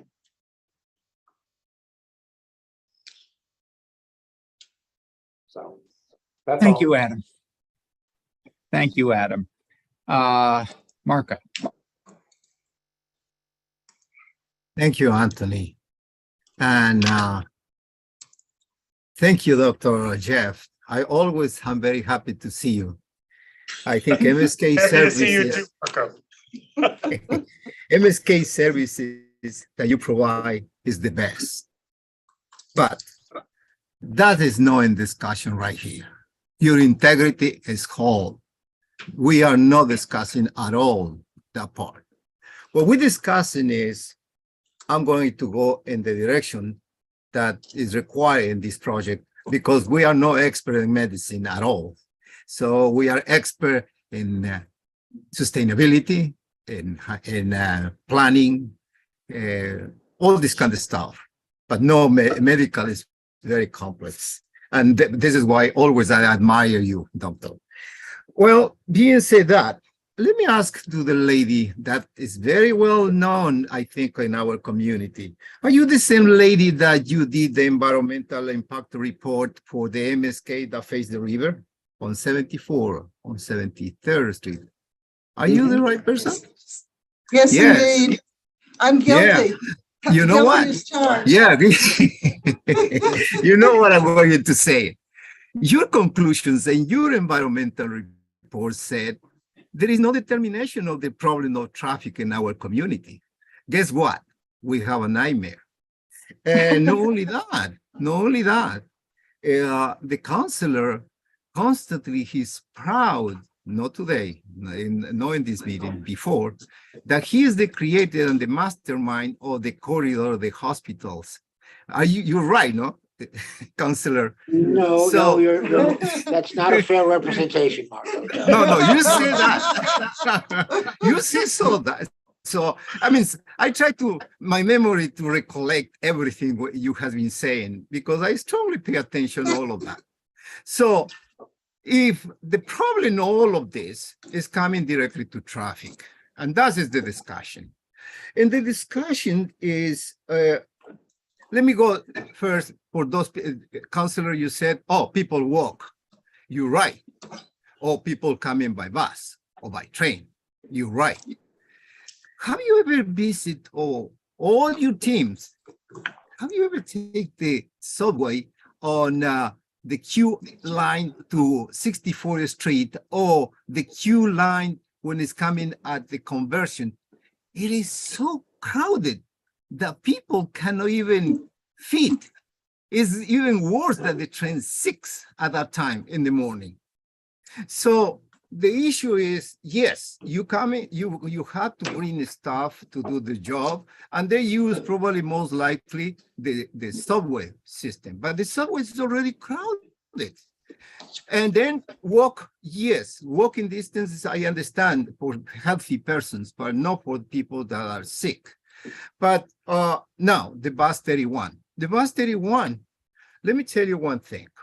I live in 81st Street. And in the morning when I come out, I see the lines of the cars reach 83rd Street. So no matter whatever calculation you're expert in transportation you're doing, no matter how genius they are, it's impossible to resolve this problem. And this is too much concentration, the activities in that specific corridor of the hospitals. And I think this is the biggest problem. Everybody talking about congestion pricing. Congestion pricing is the 60, that is the plan A. The plan B is from 96 to 60th Street. So if you create this situation, we're gonna have the congestion pricing too. Why? Because it's available. Imagine that I'm coming to see Dr. Jeff and I have a pancreatic cancer, and probably I won't be able to reach them because look, the traffic is too much. And you say, oh, the driveway is gonna resolve that one. Come on, please, don't offend us. It's not gonna resolve. Valerie, she has a good point. There are people that are gonna be crowded in the traffic and say, oh, let me cut this way. And rather to use for the purpose that you actually prepare, it's gonna go in another direction. Because people always, they figure out some way to resolve the problems of traffic. So the forecasting, I think they say moderate. I don't know what is moderate. Please do not circumvent the reality of these issues. Now, let me go to another direction, sustainability. Okay, when you say you're gonna go recycling, well, you going to recycling what? The air? Is that what you wanna do? You're recycling the air in a hospital? Is that what it is? I'm asking this question. Do you want me to answer it now as you go through? Oh, yeah, Sure. please. So we're recycling energy, right? So it could be in the form of air or other mediums, but it's not the physical air you're breathing is being recycling. But let's say it's a cold day outside, energy has to be put into that to, let's say, bring it into what you could bring into a building. So we're going to take the energy that was used to heat up that air to make sure it gets recycled. Heat exchange is one way to do it. Yes, that's one way to do it. So, but you capture, and that is good practice to save energy, but you don't discuss exactly the cladding of the building was hiding from us. The last time they came, the architect, he didn't show up the cladding.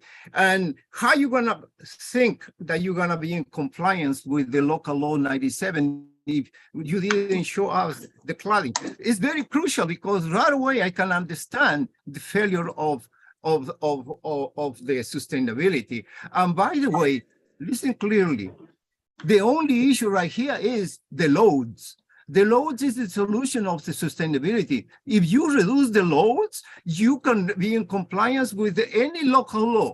If you don't reduce the loads, you are in trouble. And this is why I would like to see the facade.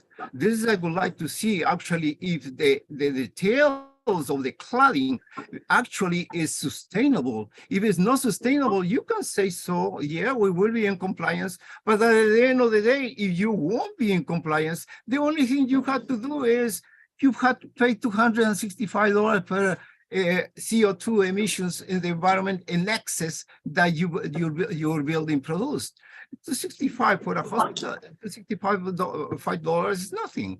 So is that what we're going in that direction? So I think what we have to be clear is show us what we discussed right here. Because if you're saying that you're going to recycle, you cannot recycle the air, period. Ventilation is a major issue on an interior buildings and indoor equality. If you don't have, I mean, imagine in the operation room, it's more likely you can have 100% of fresh air. You cannot recirculate over there. I mean, and the other spaces too. So the more you recirculate, the more you put fresh air inside, the more energy you lose. In addition, for the poor analysis of the poor use of the materials on the cladding of the building. I cannot say anything because I didn't see it so far. And you are coming, you said you will be in compliance with local law 97, which basically, if I don't see anything, how you would dare to say that if you didn't show anything at all? So the project goals, a major project goal here is based on the slide we have, and we don't have to put it up, but first is to reduce, right? And all systems are going to be reduced. That includes the facade, that includes mechanical systems within the building. It's create a very efficient system. Then the next step is recycle. And I can tell you those are the guiding principles for all design aspects of this project. So are you going to do a passive building? Is that what you say? we're going to do an energy efficient building, and then we're going to recycle the energy as we can. As far as classifying the building as passive or not, that is yet to be determined. It has to go through its design cycles to see if that's achievable or not. It is achievable. I designed that, I built that, and I have benefits. By the way, if you do that, you save a lot of money for the hospitals. And the hospital will be, at the beginning, it's very expensive, probably 6-7% more expensive to build these kind of buildings. But in the long term, it becomes cheaper to maintain a hospital, these kind of services. So it's a benefit, not only for the environment, but it's a benefit for the hospital. And the hospital will have, I asked the question to Dr. Jeff, they said, what kind of quality of air you want? He said, oh, very good. That's the right thing. If your emissions are too long, too big, they're gonna clog the filters, and the machine is gonna start working harder, and rather to reduce loads, you're gonna increase loads. And that is the bottom line right here. And so I don't see it in the way that you just said, recycling. Recycling, you gotta explain that to us, because there are two things, conditioning and ventilation. Two things that you cannot, they are completely far away from each other, but extremely crucial in this process. And I think I don't see, the only thing I'm seeing, with all respect, you circumvent the questions so far. And it's very sad to hear that I couldn't hear no answer to my concerns. And thank you. I don't want to put in a hot chair, and sorry for that. And thank you again. Marco, if I may, it may surprise you to learn that only a fraction of the air supplied in ORs and other clean rooms is actually outside air. It's not 100% outside air. The ASHRAE guides really require more like 20 to 30% outside air, fresh air. That's ventilation requirements. The vast majority of the air that's supplied into, let's say for argument's sake, an OR suite, is HEPA filtered air. It goes through many different iterations, different types of filtration, pre-filter, bag filters, until you get to HEPA filtration. That's the standard of air quality being delivered to those clean rooms. What would not surprise you, of course, is the quality of air outside on the Upper East Side. That's actually poor quality air. I get your point about having to refresh. We understand that. But a company like JB&B, who has tons of experience in the healthcare space, they uncover every component of energy conservation to suit our needs budgetarily, to make sure that we're compliant with the New York City local laws, and to make sure that it is a sustainable design. That's why we partner with them, and we have full confidence in them. Keep in mind that you have to have compliance at 40% of the carbon emissions for 2030, and 2050 you have to reduce 80%, and that's the only way to reduce is just only reducing the loads. And always I'm fighting for the air, because I would like also to have the best air for Dr. Jeff, so he can do his job very well, because he deserves to have the best thing that we can do for him, because he saved lives. And nothing but the best. Very well. This is what I'm saying. We need not only for him, but also for the community. And the community, if you have large emissions of CO2, you're going to have more problems of lung disease. They have problems of allergy, and they will see Dr. Jeff. I'm sorry, Dr. Jeff is no expert in that part. It will be probably another doctor. But the point is you have to be a very good neighbor in our community, and the neighbor, that means also the quality of air that you try to preserve and maintain in our district. And that's basically what it is. That is the discussion is all about. We try to say, look, do the right thing. Do save energy. We save money for the hospital. You save good quality in the air inside, and that is the bottom line right here. And the other fellow member of the community, he mentioned very clearly in the same direction. Green buildings, look, don't come with that one, because it's a commercial certification. Please, thank you. Thank you, Marco. Elizabeth Ashby.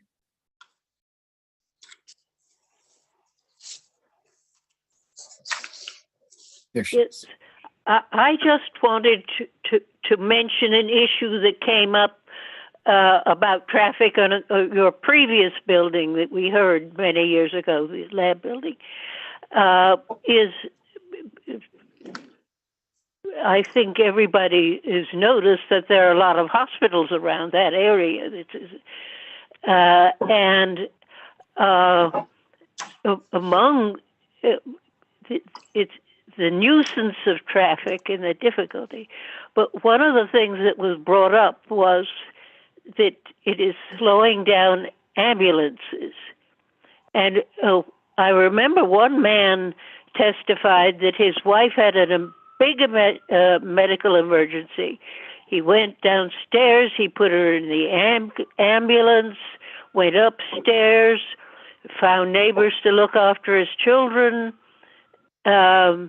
ran back downstairs and ran off to the hospital, and he got to the hospital before the ambulance did. And I think this is a part of the traffic problem, and it will be exacerbated by the additional traffic. And I think this is something that has dangerous implications and should be considered in the traffic study. Thank you very much. Thank you, Elizabeth. I think we're coming, Felice, Felice is muted. Felice, do you have something that you would like to add to the discussion or particular questions of your own?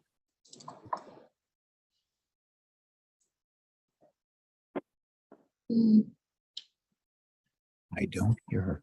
I had actually one little thing that's sort of been bothering me this evening, and it has to do with all the elevatoring. I know it seems silly, but you've got a public lobby that's sort of yellow or lozenge shape off of York Avenue, which has 3 elevators that do not go all the way up, but up to the 2nd or 3rd floor, and then everyone transfers over. Just thinking about it, and not something that I even want you to comment on particularly, but I wonder if you could get more space for the drop-off by, in fact, pushing everybody to the elevators that are called for the public in the sort of main core, and just using those. But again, it's just, I know the architects aren't here. It was just something that kind of came up to me this evening, staring at it with the one-way traffic and all. And I think Felice is now unmuted. There she is. Yeah, sorry about that. So there's been a really interesting conversation tonight and really in-depth questions. And I think a lot of issues were covered. Just a couple of things I wanted to ask about. You talked about, or I didn't talk as much, I guess, about the deliveries and waste removal and how that's flowing through the building and how that impacts some of the other traffic flow. So I was wondering if you could talk about that a little bit. So within our design criteria, there's also the utilization of an existing tunnel that connects main campus, Rockefeller, and the new Pavilion building. And we're really looking to utilize that pathway to deal with a lot of the waste between buildings, and trying to utilize our loading docks more as a campus-wide strategy rather than just focused on one building itself.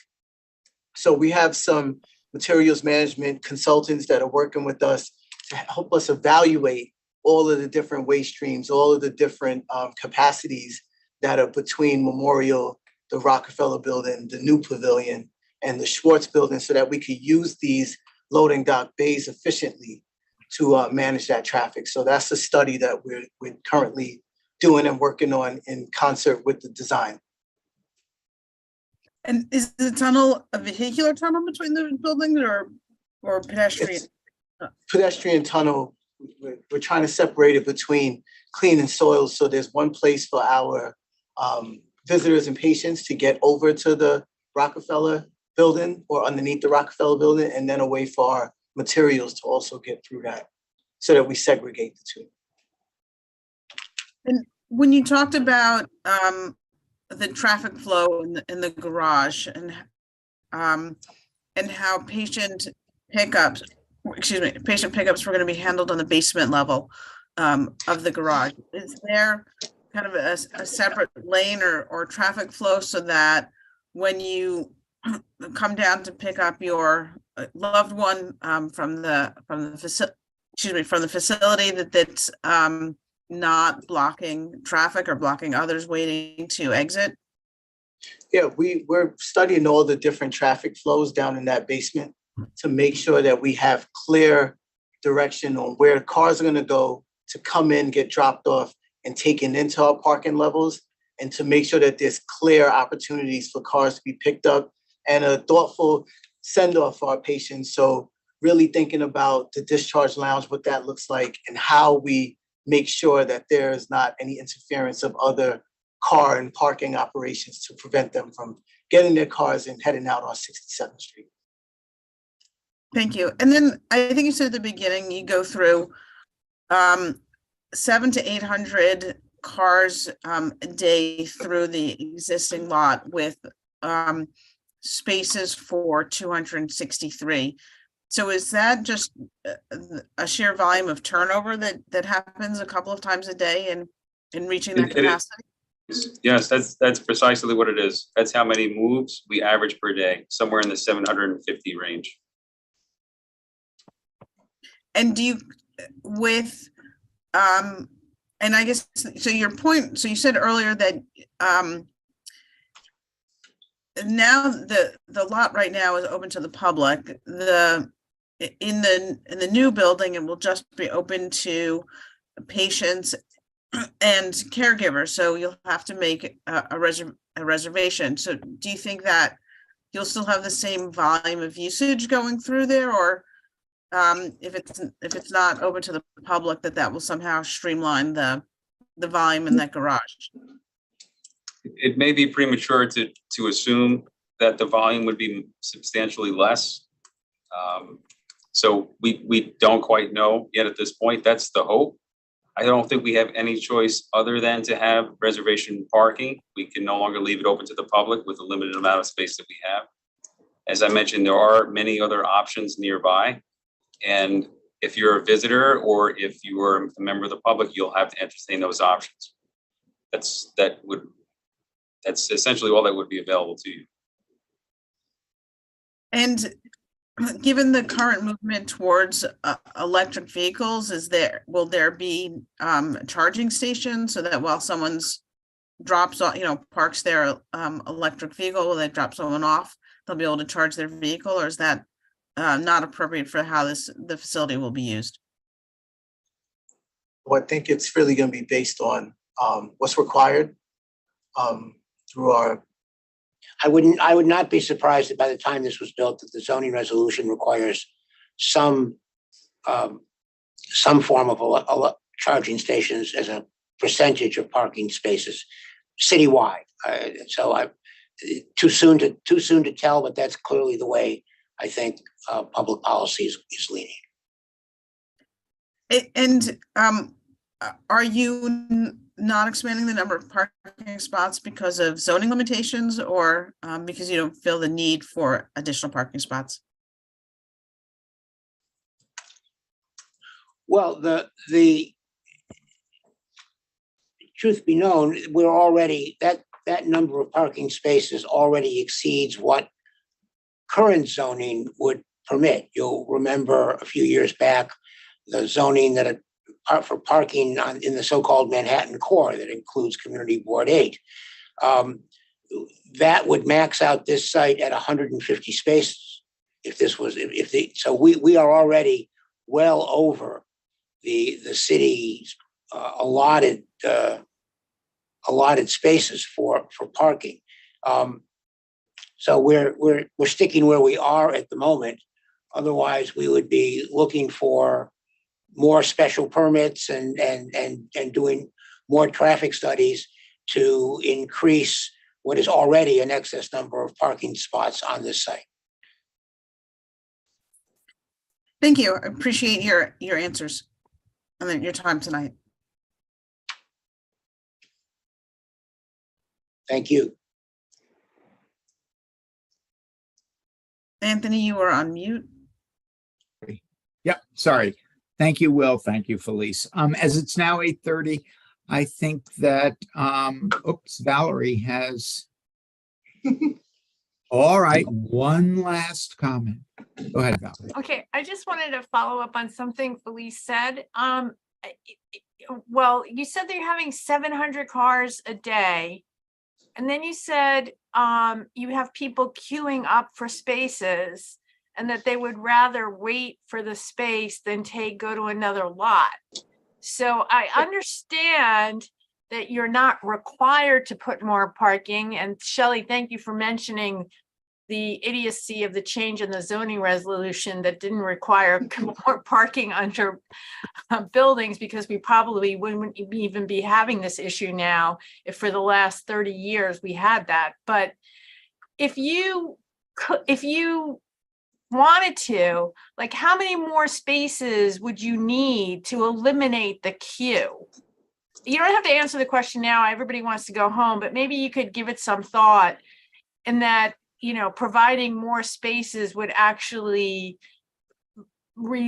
reduce tension on the street, so to speak. Thank you. And thank you again for coming tonight. I appreciate it.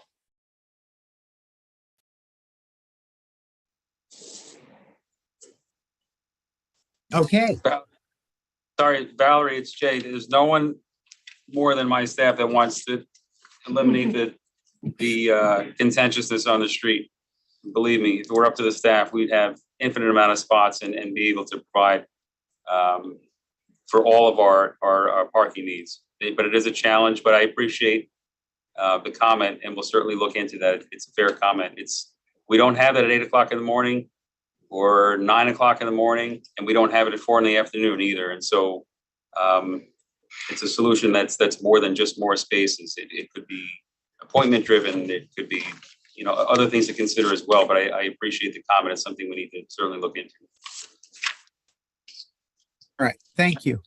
And thank you, Valerie. So I think, we're now 3 minutes over. Marco.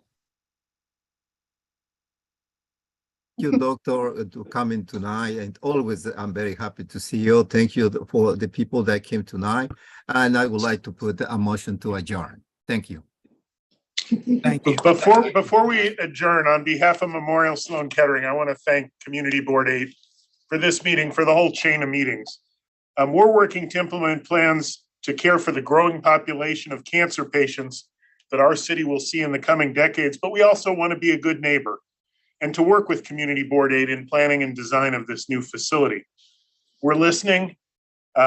We hear your concerns, and we'll do our best to incorporate these suggestions into our ongoing planning, and we'll bring our next phase back to you.